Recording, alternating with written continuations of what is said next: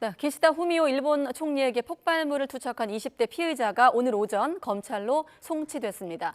피의자는 묵비권을 행사하고 있는 가운데 피의자의 자택에선 폭발물 제조에 쓰인 것으로 보이는 재료들이 발견되기도 했습니다.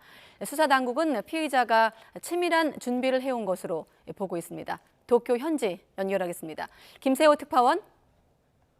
네, 도쿄입니다. 네, 피의자가 신병이 검찰로 인도됐다고 했는데 어떻습니까? 추가로 확인된 사실들이 있습니까?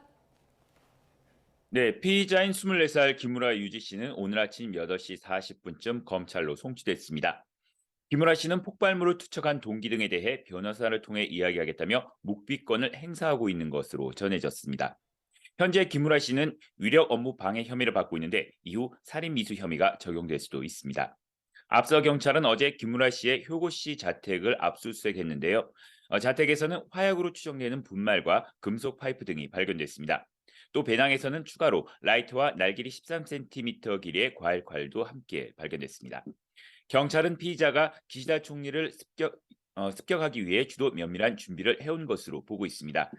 지난해 7월 아베 전 총리 피살 사건의 경우도 범인이 인터넷으로 정보를 얻어 직접 총을 제작한 것으로 확인됐는데요.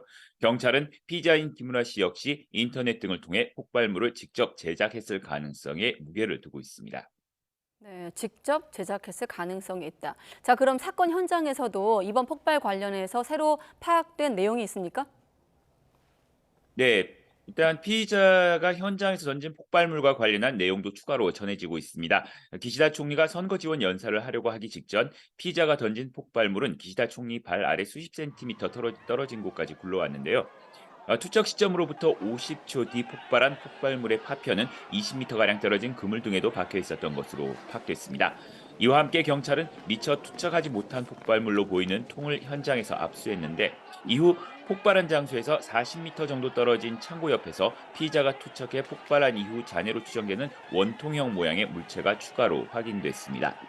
현장에서 폭발한 뒤 청중들 옆을 통과해 날아간 것으로 추정되는데 경찰은 이를 토대로 폭발력이 어느 정도 위력이었는지를 조사하고 있습니다. 현재 30대 남성 경찰관 1명이 왼팔에 가벼운 상처를 입었고 70대 어부가 폭발물에서 나온 것으로 보이는 파편 등으로 등을 다친 것으로 확인됐습니다. 기폭 시점이 조금만 빨랐다면 기시다 총리가 직접 피해를 입었을 가능성이 컸을 것으로 보입니다. 네, 아무튼 이번 테러 사건, 지난해 아베 전 총리 사건과 여러모로 좀 닮은 꼴로 규정되고 있는데 기시다 총리 이번 폭발물 투척 사건 이후에도 지원 유세를 그대로 진행을 했습니다. 경호에 대한 우려의 목소리가 커지고 있다고요? 네, 그렇습니다.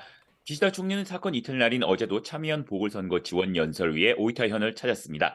기시다 총리는 저출산 등 현안 문제 이외에는 이 폭발물 관련 사건은 일체 언급하지 않았습니다. 폭발물 투척 사건 직후 경찰은 유세장에 모인 시민들을 대상으로 소지품 검사를 한 등 경비를 강화한 모습이었습니다. 하지만 이미 이번 폭발물 사건과 관련해 경호의 문제점으로 지적되고 있는 것 가운데 하나가 바로 총리의 동선과 관련한 보안인데요. 기시다 총리의 유세 일정이 자민당 홈페이지에 공개되면서 피의자가 이를 토대로 범행을 계획에 옮겼을 가능성이 큽니다. 이 때문에 총리가 지원 연설에 직접 나서는 것은 재검토돼야 하는 것 아니냐는 지적이 나오고 있습니다. 또 폭발물 투척 당시 피의자를 처음 제압한 것은 경호원이 아니라 54살의 어부였습니다.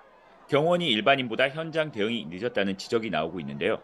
지난해 7월 아베 전 총리의 총격 사건에 이어 또다시 경호 체계에 허술함이 드러났다는 비판이 나올 수밖에 없는 대목입니다.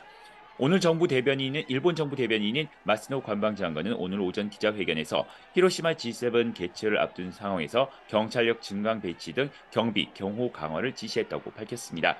하지만 이번 폭발물 투척 사건을 계기로 일본의 요인 경호에 문제점이 지적되면서 경호 체계의 전반적인 재점검이 불가피하다는 목소리가 커질 것으로 보입니다.